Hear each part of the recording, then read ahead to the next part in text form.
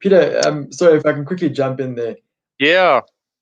I've got a question. What is your kind of opinion on what stage South Africa is in that kind of step-by-step process that we saw in the previous slide, in terms of the digital disruption landscape here in South Africa? As I mean, most of those companies we've spoken about, are American or European. What have you kind of sensed? What is it like in South Africa at the moment?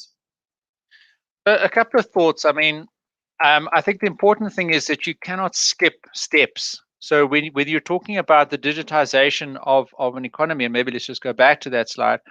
The challenge here is that there are steps before that first digitization step there, right? So there's basic infrastructure needs, there's basic connectivity requirements that have to be in place before you can get the benefits of digitization. Now, you can't, there is a degree to which you can leapfrog. So, across Africa, as was your question, the number of mobile handsets, eclipse the number of landlines, and leapfrog that technology.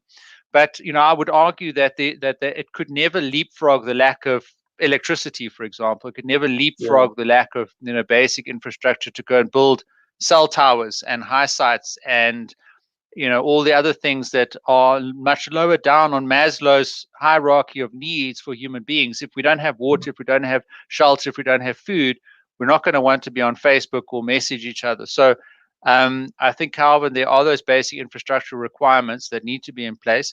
But there are some other examples of where leapfrogs have happened.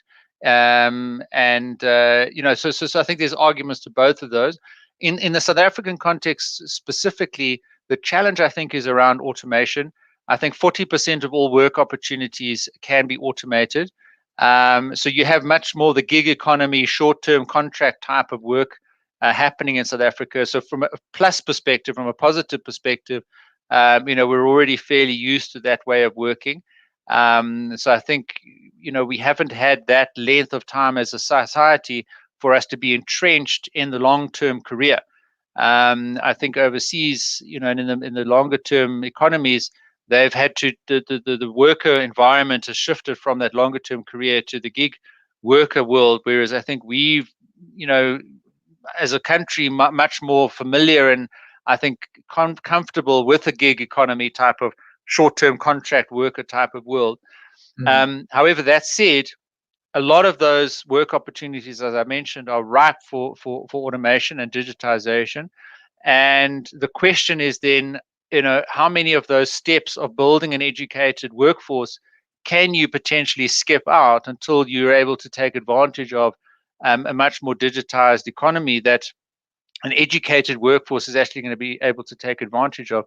Never mind whether we can produce the scientists and the data scientists that are able to design the algorithms that can avoid the bias that is often entrenched in those algorithms and in those artificially intelligent machines, that is often the result of biased programmers that then create those algorithms, because those machines are only as good as either, number one, the data set that you train those algorithms on, or number two, the designers of those algorithms. So I firmly believe that we need African artificial intelligence designers, coders, developers.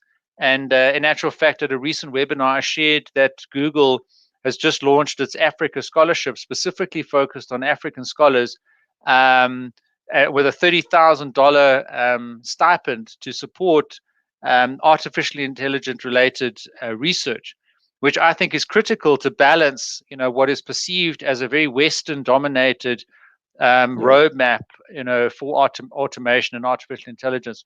So those would be a couple of thoughts there, Calvin. And the last thought I would be is just to say, how much our whole economy is still dependent on a very manual labor business model, and how much our jobs and education and degrees and qualifications are geared towards training people for those highly manual roles. And if those roles are then disrupted, you've got a pipeline of people coming into jobs that no longer exist. And then, as we spoke about previously at the beginning of the session, you've got this disruption and people needing to reinvent themselves. People then will go back to the first principles of their education and say, well, how do I reinvent myself? But if you don't have the basics in place, and we still need to determine what exactly that is. So should we teach coding at school, for example? Yeah. Should we Yeah. teach blockchain at school? Should we teach more entrepreneurialism at school? Should we teach data science a lot more at school? Because if a person comes out of a school, university environment and there's no job for them, what are they going to fall back on to reinvent themselves, to circle around that challenge in their lives? And if they can go back and say, well, hang on a sec, I learned coding at school, I can go back to that skill. Or I learned X or Y or Z. And that's where education, I think, has to start anticipating the role of the future. And I spoke at St. Stithians a couple of years ago about exactly these issues and what the classroom of the future potentially is going to look like. And we've had an experiment in that in 2020, because we had no classrooms. We had no physical classrooms. We had the world's biggest learn and work from home experiment that we've ever seen. And so hopefully, schools and universities and companies have taken the learnings from that massive experiment and hopefully apply them to disrupt themselves from within rather than wait for it to happen from the outside.